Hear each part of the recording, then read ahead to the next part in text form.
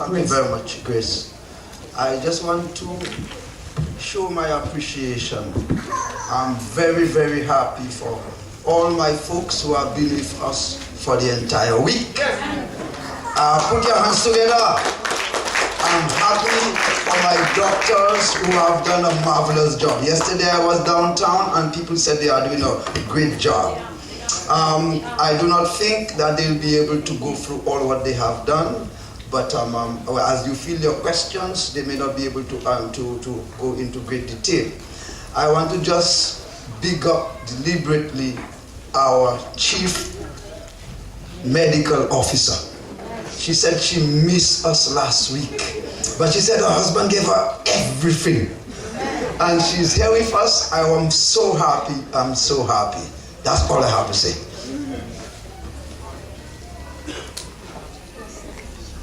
We need a roving mic. You need a roving mic. You need a roving mic. Well, give them the roving mic. You need a mic for the floor. You have it. You have it. Can you give it to me?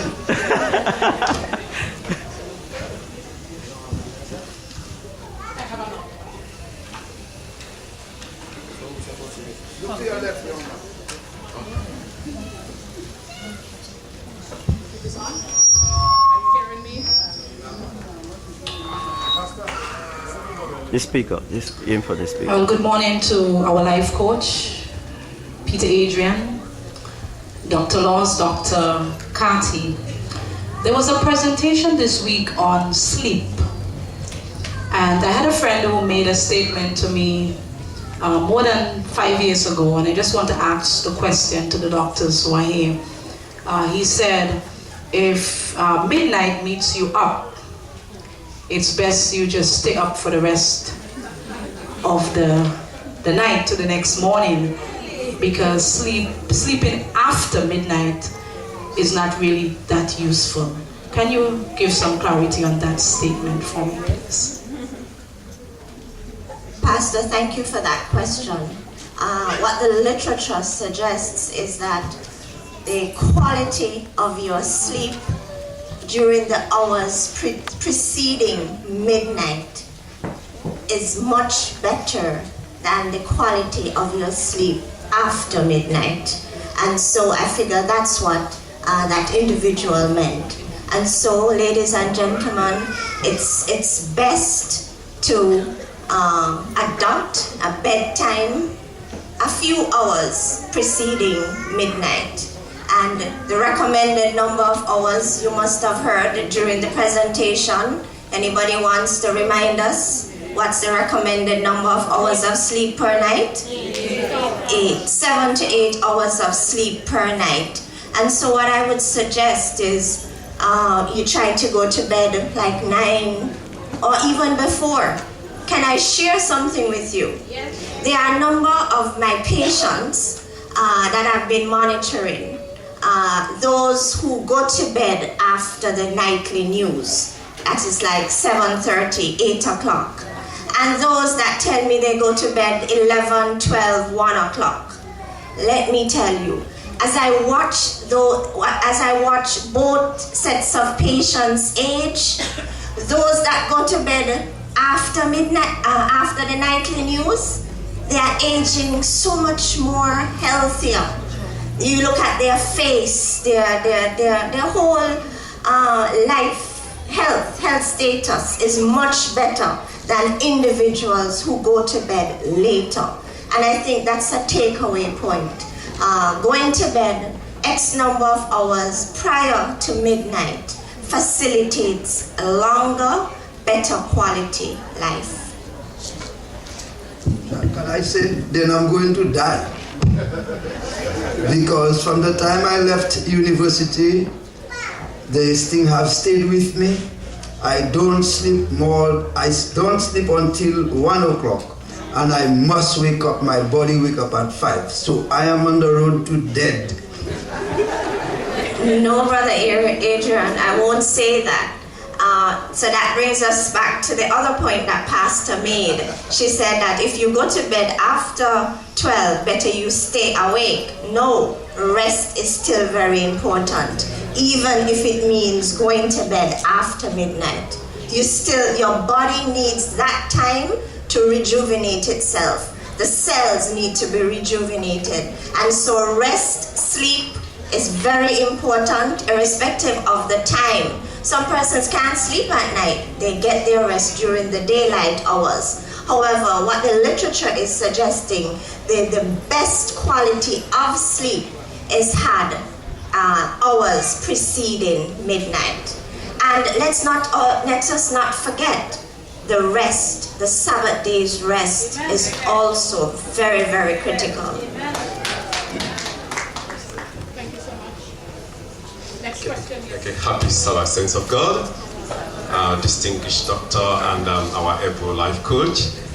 Two questions. The first one goes to life coach and the next one to our medical professionals here. During your presentation, you made reference that global stability remains threatened so long as there is no benchmark. And you made a very critical point that Jesus Christ is the internal, the absolute essence or reality. I just want to ask again, is it possible, since if there is no global benchmark on code, is it possible for individuals, nation, or entity to involve something like a separate benchmark in order to have a reality stability? That's one. Then secondly, here in St. Kitts and Nevis, I've been hearing a lot of health issues. I just want to pose this question to our health professional. What are the major health issues we are having presently in St. Kitts and Nevis, and what are the advice you can give us as individuals in order to help us to overcome these major health challenges? Thank you. Okay, let me go on mine. Mine is very quick. The literature, the policy makers are very clear. The reason why I'm finding acceptable, workable benchmark or standard by the standard setting bodies is because there is that misunderstanding. They have not been able to come to an understanding of one particular absolute benchmark. Now, as a result, it remains a work in progress. Where you get the best benchmark now is in the banking system. Although most of them are not ball free, but most banks have covered ball 1 and part of ball 2. So as a result, our money is fairly safe. If you look at the Bible, you will find that, and you can Google it, that Solomon's period was one of the most prosperous and stable nation in the entire world. Go and check it out. And what was the bedrock for the strength and the prosperity of Israel at that time? Because it operated as a theocracy. On the rock that it founded was God. The rock that it founded was the law of God. The rock that it founded was God's truth and righteousness in behavior, in trade, etc., etc. So countries were coming all over the world to see how Solomon was running this thing. Under David, it happened. In the latter part of David, and up to now, it has not happened because rebellion came in. So it is very, very clear on the point of evidence, except you have a benchmark, even in your home. If you don't have a benchmark in your home, the son does his own thing, the daughter does his own thing, the mother does what she wants, and the father believes he can bully everybody. Thank you. You inquired about the most common medical problems in the Federation of St. Kitts and Nevis. Based on the information that we have, based on the data that we are collecting at the Ministry of Health, the most common medical conditions are the non-communicable chronic diseases, in particular, hypertension. If you were to walk into any doctor's office, any health center, any of the 11 health centers in St. Kitts or the 6 health centers in Nevis, the most common medical problem is hypertension.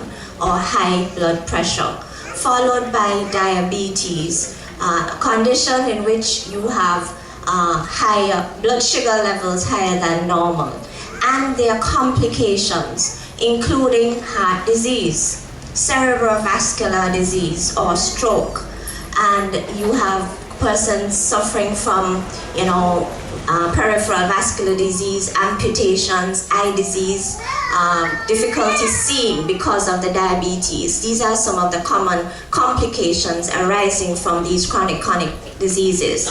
And including in this, neoplasms cancers. The leading cancers affecting St. Kitts and Nevis include the female cancers, cancer of the breast, cancer of the cervix, and in terms of the males or the men in the audience, you are at risk for prostate cancer. All right, so the data is showing that the chronic non-communicable diseases are contributing the most to the morbidity or the illnesses in the Federation.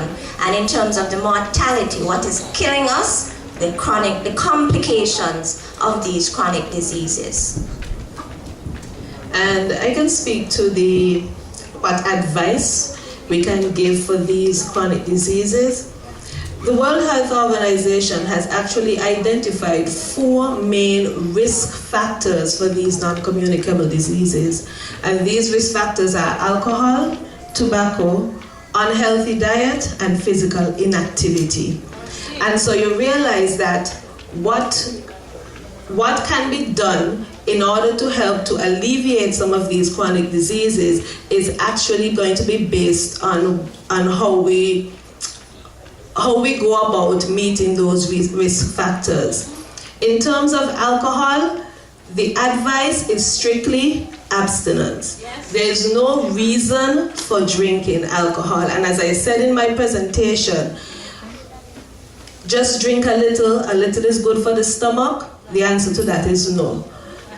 Alcohol contains antioxidants that can be good for, improving the immune system and so forth. Those same antioxidants can be found in our foods, the grapes, the nuts. These are the things that we can actually eat, fresh fruits and vegetables, in order to get the antioxidants. Again, as it pertains to tobacco, the answer to that as well is no. Stop smoking. As a matter of fact, tobacco has been linked to a number, if not all, of the chronic diseases that Dr. Laws mentioned. Now, the areas that we find most difficult for individuals to deal with, however, is unhealthy diet and physical inactivity. It's very hard for us to stop eating the way that we have been eating traditionally. St. Kitts, the Caribbean in general, we are accustomed to our bread. Am I wrong? No, we're not wrong. We are accustomed to a lot of our rice and we are now enjoying our pastas and our macaroni pies. All of these things are very high in saturated fats and oils, high in salt, and these things can affect both hypertension and diabetes. As a matter of fact, remember I gave the data on how our young people are drinking more sodas on a regular basis. Every day you see young people walking on the street with a bottle of soda in their hands. And so you find unhealthy diet is something that is very, very rampant in our country. And the advice is, if we cut down on a lot of these areas, we reduce the amount of salt in our foods, we look at our portion sizes as well. That's one of the things that's out of hand now, especially for those of us who may not have the time to prepare our meals at home. We might go to a vendor on the road or in a restaurant and we buy a meal. And have you seen the size of the meals that we are given? Very, very large portion sizes. So these are the things that can actually help to affect. And if we start to consider these risk factors and we start to actually do what we can to reduce them, then these can actually help to reduce the incidence of chronic diseases. And then finally, there's physical inactivity. I must admit that more and more individuals are on the road and they're doing their walking, and that's a good thing. But have you ever looked at the pace of the walk? it's a stroll most of the times. Yes, they're getting out there and they're doing their walking, and I'm not cutting that at all. That is good that they're doing something. Not doing it the But right way. in order for it to make an impact, then we have to increase the pace of the walking. When you walk, your heart rate should increase to at least 120 beats by the time you are finished. And that is the recommended heart rate for actually burning fat and for actually producing benefits or health benefits in the body. So we are saying that yes, individuals are doing what they can in order to reduce these risk factors, but there are a little bit more that we can do, and if we follow these areas or follow this advice, then we will be able to reduce the incidence of these chronic diseases. I also want to add, there may be those in our presence who are impacted by hypertension, who may be impacted by diabetes. So what can you do to help maintain your health, even though you are impacted by these diseases? And you have a responsibility actually to take control of your own health, and we call it self-management. So if you have hypertension, you need to manage yourself. It is not the physician's responsibility alone to manage your health. If I am impacted, I have that responsibility. And if you are impacted, you as the individual have the responsibility to manage your own blood pressure. Get a blood pressure machine and monitor your readings. When you get a high reading, you look back and you say, but what did I do to get that high reading? Maybe I had too much salt. Maybe it is I didn't rest enough. Maybe it is I went 1 week without walking, as Dr. Carty said. And so that's all a part of self-management when you are impacted by these chronic conditions. Same thing with diabetes. Let me underscore, even more so with diabetes. When you have diabetes, you have to monitor your blood sugar values. Invest in a machine and monitor your values. When you wake up in the morning, take a sample and see what your blood sugar value is. Have your breakfast, 2 hours after your breakfast, look at your value again and see where it falls. And if you get a high reading, what did I have for breakfast? What did I eat? What did I consume that carried it very high? And so next morning, you're going to omit that item of food that you took yesterday morning that carried up your blood sugar, or you may cut down the quantity of it. And so self-management, when the doctor says you have diabetes or hypertension, just don't sweep it under the carpet. You need to be conscious of it and say, look, I am going to fight this thing and get it under control. Take responsibility of your own health and monitor your values. Know your numbers, monitor your numbers. Know your values. When I say values, I mean your blood pressure values, your blood sugar values. Know what they are and monitor them. Monitor your life. What did I do to get a high value? Cut it out, reduce it. I'm getting normal values, let me continue. And then the doctors would tell you that if you are diagnosed with diabetes and hypertension, that you have it for life. But guess what? You can manage your diabetes and hypertension such that you can reduce the dosage of your medication. I've had patients who no longer need medication. Their body, they've been so disciplined in what they eat and they do that their body no longer needs the magnitude or the amount of medication that the doctor originally placed them on. And so I'm sure there are a number of you here who have diabetes and hypertension. What we are trying to motivate in you is self-management. Taking on the responsibility of managing your condition. It's not the physician's responsibility, it's actually your own responsibility. And if you do that, you will not progress to a complication. You won't get the heart disease or the angina, the heart attack or the stroke, or they have an amputation or blindness. These are renal disease and have to be on dialysis. So if you manage your condition, you can stave off the complications that would send you to the hospital. Yes, you can go ahead and applaud. Next question. Mike. Stand up if you have a question to ask. Can we get some juice on that mic, please?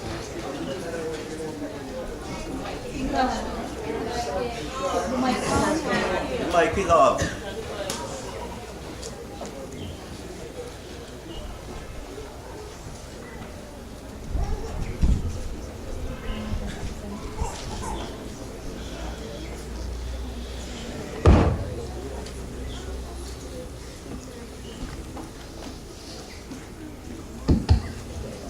Yes, go ahead with your question now. Good morning, church. A very pleasant Sabbath to all. Happy Sabbath. The question I was given for the floor is, do we serve three gods or one God?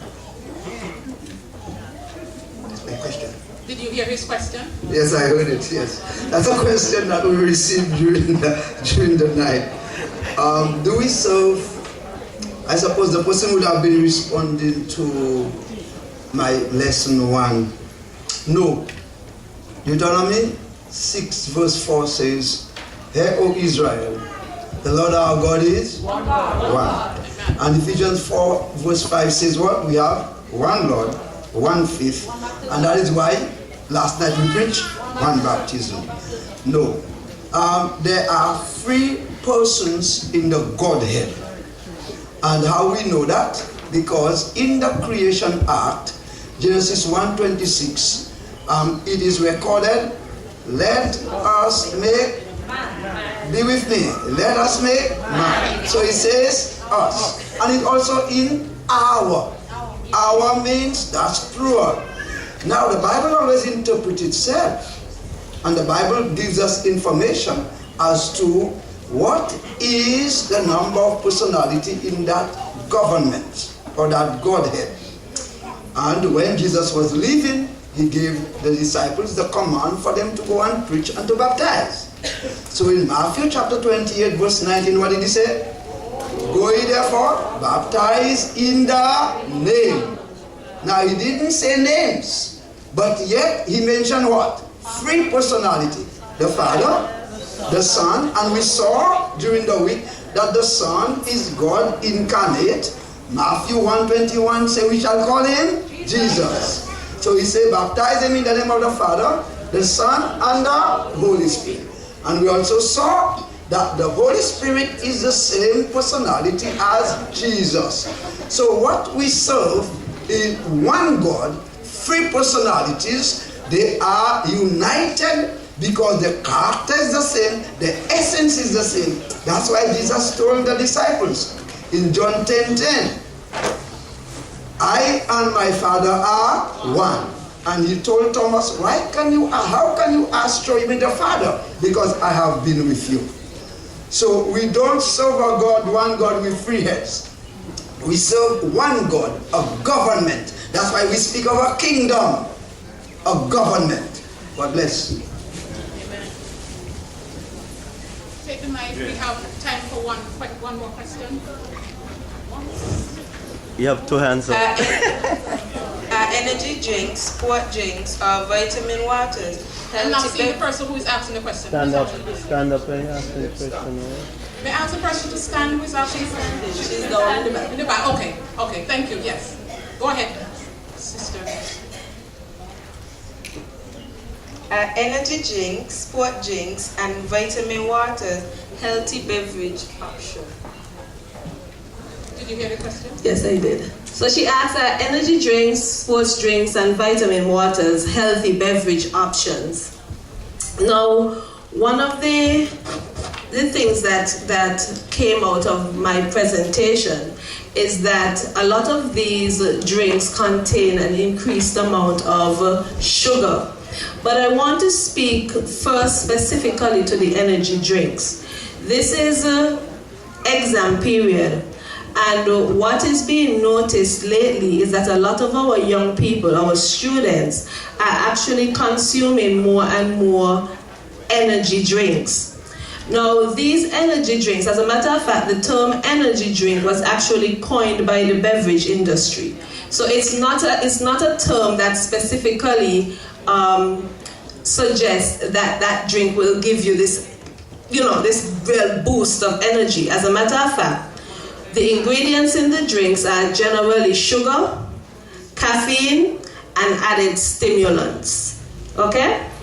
And what they have, there's a number of studies that have gone on, especially the Academy of Pediatrics have done a few studies on the effect of these energy drinks on children.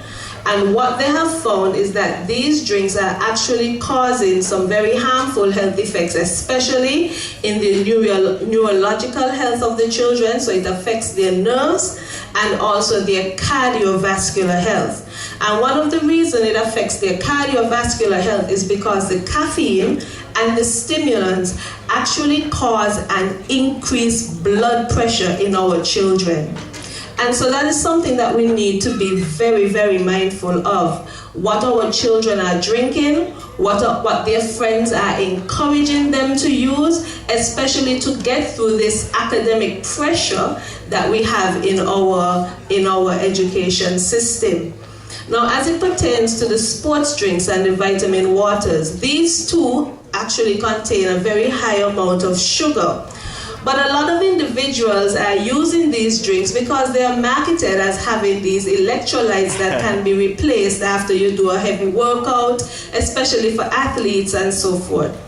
But it has been found that the amount of electrolytes that you can get from even one bottle of vitamin water or one bottle of sports drink can also be replaced by simply eating a meal after your workout.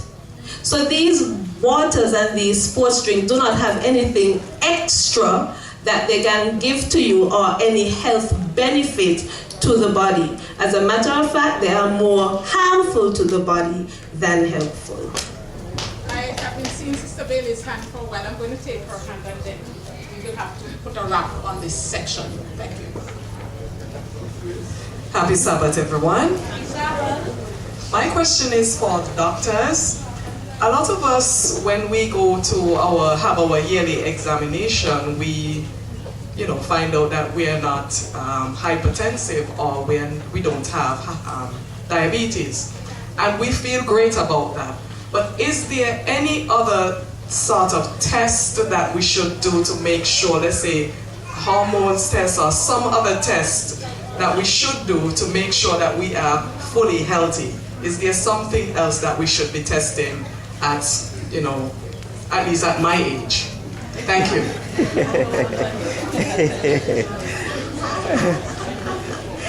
All right.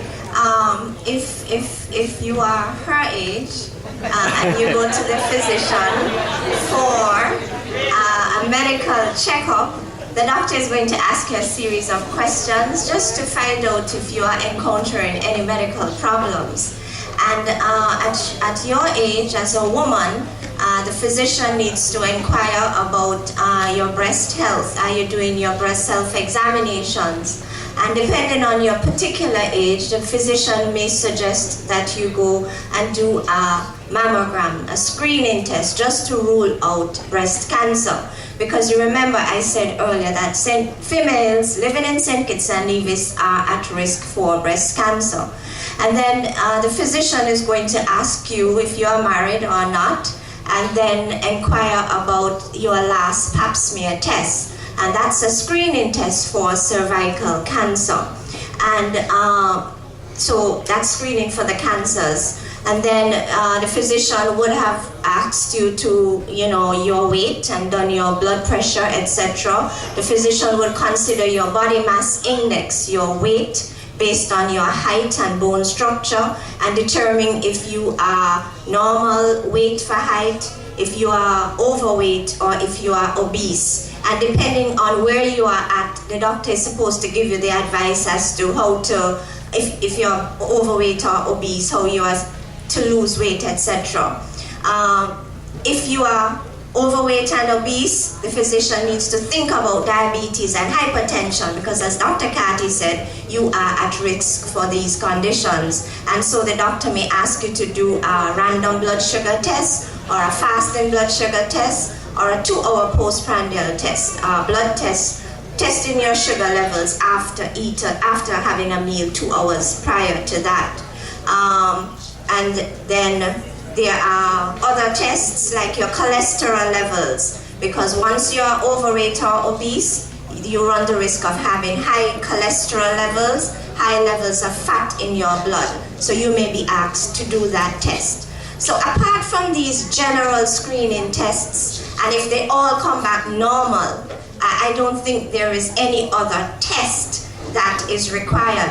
What is required is for you to engage or choose a healthy lifestyle to maintain that optimum level of health. And in my presentation tomorrow, I will give you more details about the healthy lifestyle package. Amen.